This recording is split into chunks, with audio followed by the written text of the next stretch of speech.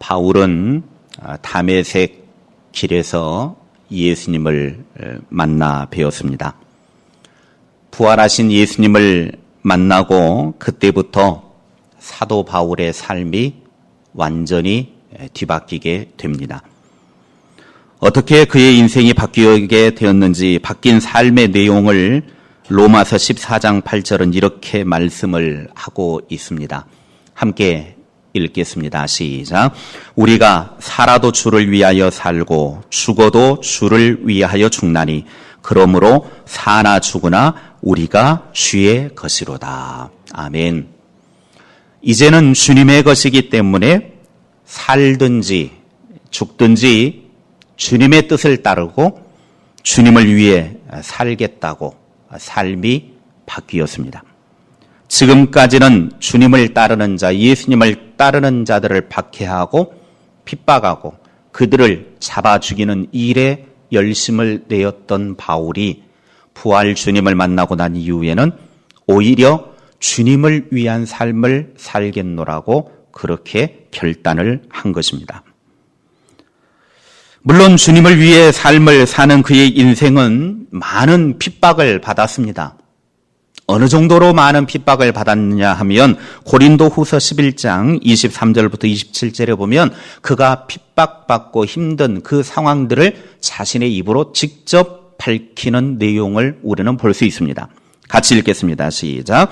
옥에 갇히기도 더 많이 하고 매도 수없이 맞고 여러 번 죽을 뻔하였으니 유대인들에게 40에서 하나 감한 매를 5번 맞았으며 3번 태장으로 맞고 1번 돌로 맞고 3번 파선하고 일주야를 깊은 바다에서 지냈으며 여러 번 여행하면서 강의 위험과 강도의 위험과 동족의 위험과 이방인의 위험과 시내의 위험과 광야의 위험과 바다의 위험과 거짓 형제 중에 위험을 당하고 또 수고하며 애쓰고 여러 번 자지 못하고 줄이며 목마르고 여러 번 굶고 춥고 헐벗었노라. 이런 갖은 고생을 다 했지만 바울은 예수를 위해서 자기의 생명을 조금도 귀한 것으로 여기지 않았습니다. 오직 예수 그리스도를 위해 살았습니다. 그러다 끝내는 로마 옥에 갇혀 있다가 마지막에는 참수형을 당하면서 붉은 피를 흘리며 그는 순교에 이르게 됩니다. 마지막 남은 자신의 피 한 방울까지도 예수 그리스도를 위해 다 바친 사람이 바울이었습니다. 사도 바울이 이렇게 사는 것을 보고 당시의 사람들은 도무지 저 사도 바울을 이해할 수가 없다라고 말했습니다. 정신 나간 사람이라고 그랬습니다. 사도 바울은 제정신이 아니다. 미쳐버렸다. 그러니 저렇게 사는 것이다. 이에 대해서 바울은 고린도후서 5장 13절에 이렇게 밝힙니다. 같이 읽겠습니다. 시작. 우리가 만일 미쳤어도 하나님을 위한 것이요 정신이 온전하여도 너희를 위한 것이니. 많은 사람들이 바울을 보고 저 미친 사람 미쳐버렸다. 그러니까 저렇게 하고 산다. 그랬더니 하는 말이 하나님을 위해서 그런 것이다. 내가 미친 것도 하나님을 위해 미친 것이다. 사도 바울의 마음 속에는 예수 그리스도를 향한 뜨거움이 가득했기 때문에 그렇게 하나님을 향한 미친 삶을 살았다라는 것입니다. 사도 바울이 이렇게 남들이 보기에는 예수에게 미친 삶을 살 수 있었던 이유가 무엇인가 하는 것입니다. 도대체 무엇 때문에 사도 바울이 그렇게 예수에게 미쳐서 삶을 살았는가 하는 겁니다. 그 이유를 오늘 본문 14절에서 밝히고 있습니다. 함께 14절 말씀 읽겠습니다. 시작. 그리스도의 사랑이 우리를 강권하시는도다. 우리가 생각하건대 한 사람이 모든 사람을 대신하여 죽었은즉 모든 사람이 죽은 것이라. 그리스도의 사랑이 강권하기 때문에 그렇다라는 겁니다. 강권하다라고 하는 이 말은 지배하다, 다스리다, 결합시키다라는 뜻입니다. 무엇이 바울로 하여금 예수님께 미치게 하였느냐? 예수 그리스도의 사랑이 자기를 지배하고 다스렸기 때문이라는 거예요. 오직 예수 그리스도의 사랑과 자신이 결합이 되어버렸기 때문에 그렇게 할 수밖에 없었다라는 겁니다. 그래서 사도 바울은 일평생 그리스도의 사랑의 지배를 받고 그 사랑에 결합이 되어져서 독신으로 살면서 주님만을 위한 삶을 살았던 것입니다. 그렇다면 바울을 이렇게 만든 그리스도의 사랑은 과연 어떤 사랑이었기에 바울이 한평생 그리스도를 위해 미친 듯한 삶을 살 수가 있었겠습니까? 15절입니다. 함께 읽겠습니다. 시작. 그가 모든 사람을 대신하여 죽으심은 살아있는 자들로 하여금 다시는 그들 자신을 위하여 살지 않고 오직 그들을 대신하여 죽었다가 다시 살아나신 이를 위하여 살게 하려 함이라. 예수님께서 모든 사람을 대신하여 죽으신 희생의 사랑 때문이었다라는 겁니다.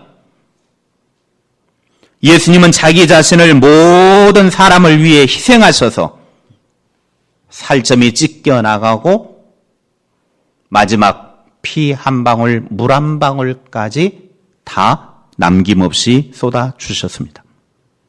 바울은 예수님께서 자기 자신을 위해 죽으셨고 죽은 것으로 끝난 것이 아니라 또한 자기 자신을 위해서 다시 살아나셨기 때문에 그리스도를 위해 살아야 한다는 것입니다.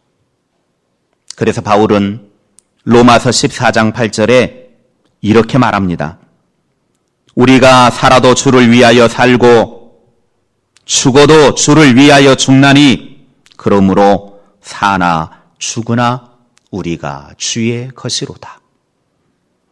예수님께서 자기 자신의 소중한 몸을 나를 위하여 희생하여 죽으셨으니 그 사랑의 지배를 받은 사람이 이제는 주님을 위해 사는 것이 너무나 당연하다라는 것입니다. 이것은 주님의 사랑을 받은 사람만이 알 수 있는 고백입니다. 예수님은 우리를 친구 삼아 주셨습니다. 우리를 친구 삼아 주시고 친구 되어 주신 예수님께서 우리를 위해 무엇을 하셨느냐? 요한복음 15장 13절 14절에 사람이 친구를 위하여 자기 목숨을 버리면 이보다 더 큰 사랑이 없나니 너희는 내가 명하는 대로 행하면 곧 나의 친구라. 예수님은 우리의 친구가 되어주셨고 친구이신 예수님은 우리가 죽어야 될 그 죄의 자리에서 우리의 죄를 대신하여 죽음으로 희생하셨습니다. 그리고 우리를 살려내셨습니다. 이 주님의 사랑을 받은 사람은 그리스도의 사랑에 강권되어 살아가는 것입니다. 그리스도의 사랑에 지배당하며 살게 된다라는 말입니다. 옛날 어떤 나라에 예쁜 공주가 있었습니다. 왕이 너무나 예쁜 공주를 보면서 정말 애지중지하게 그렇게 사랑하며 키우고 있는데 어느 날 갑자기 그 사랑하는 공주가 예쁜 공주가 병이 들었습니다. 그러더니 시름시름 알아가는데 어떤 의사도 병을 치료할 수 없고 어떤 약으로도 이 공주를 치료할 수가 없는 것입니다. 점점 이 공주는 피폐해져 가고 이제 호흡도 거칠어 가기 시작했습니다. 드디어 왕은 왕궁문 게시판에다가 방을 붙였습니다. 뭐라고 방을 붙였냐면 누구든지 공주의 병을 고쳐주는 사람이 있다고 하면 나의 사위로 삼고 이 나라를 그에게 물려주겠노라. 그래서 많은 사람들이 욕심을 냅니다. 능력이 있다라고 하는 전국의 의사들이 또 좋은 약을 가지고 있다는 사람들이 고쳐보겠노라고 그래서 왕의 사위가 되어지고 이 나라를 물려받겠노라고 작정을 하고 막 몰려들었습니다. 그런데 아무리 많은 사람들이 와서 의사들이 약을 써봐도 회복이 되지 않는 겁니다. 그러면서 점점 공주는 더 위험에 처해가고 있었습니다.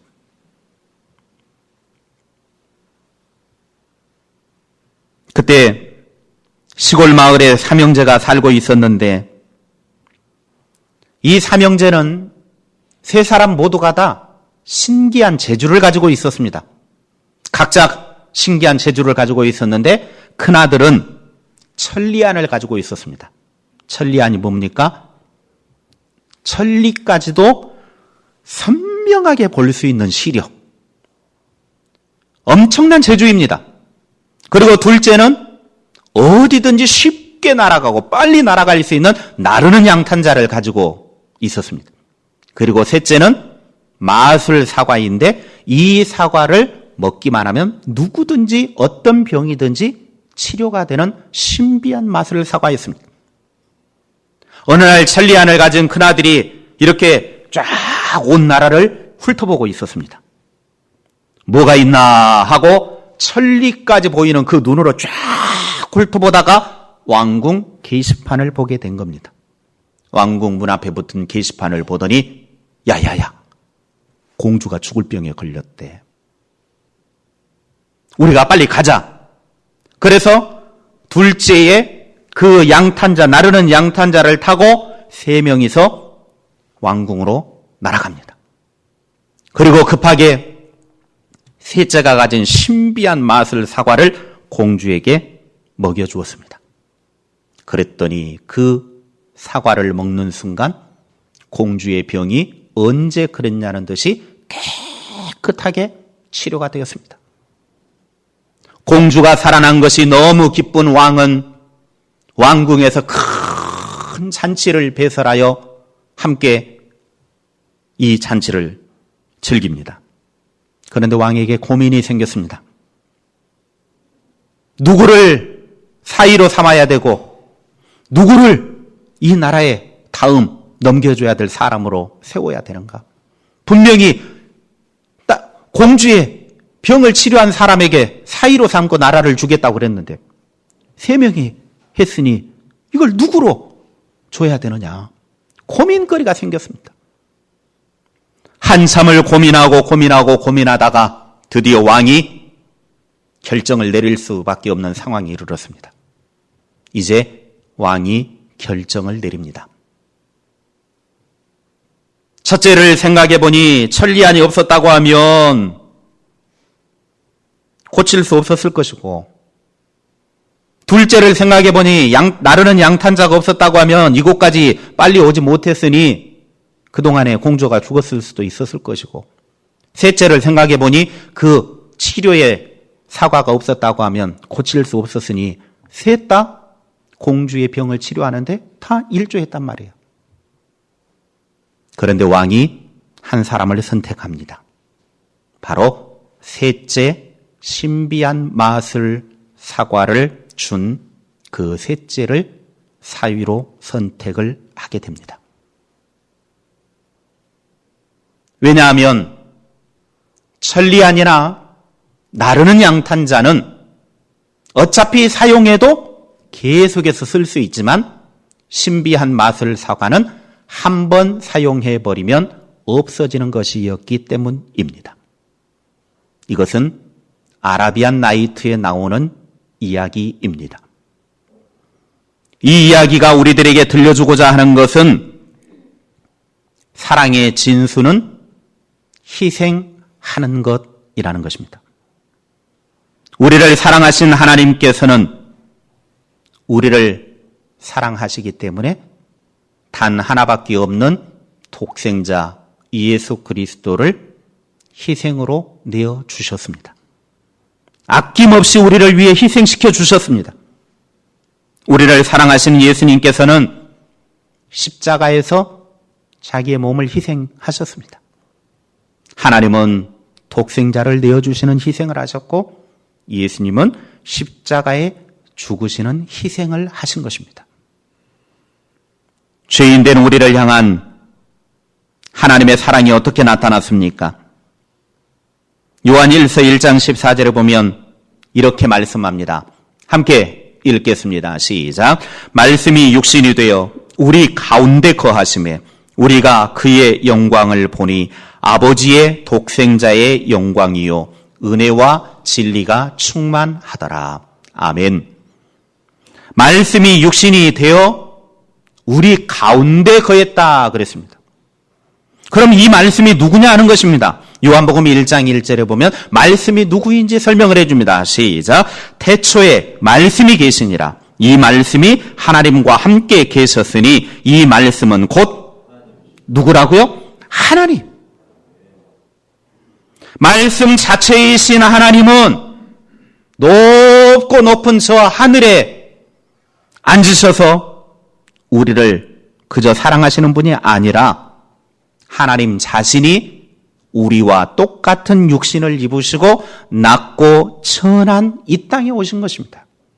이것이 성육신 사건, 성탄의 사건입니다. 하나님께서 아들의 몸을 입으시고 이 땅에 내려오신 신비한 사건이라는 거예요. 그래서 우리의 모든 삶에 하나님은 직접 동참하시면서 우리를 사랑해 주십니다. 이것이 대단히 중요해요. 예수님이 우리와 똑같은 육신의 몸을 입으시고 이 땅에 마구간에 오셨습니다. 예수님의 사랑은 인간의 가난에 동참하셨고 우리들의 슬픔에도 동참하셨고 우리들의 고통에도 동참하셨습니다. 심지어 마지막에는 십자가의 아픔까지 동참하시면서 우리에게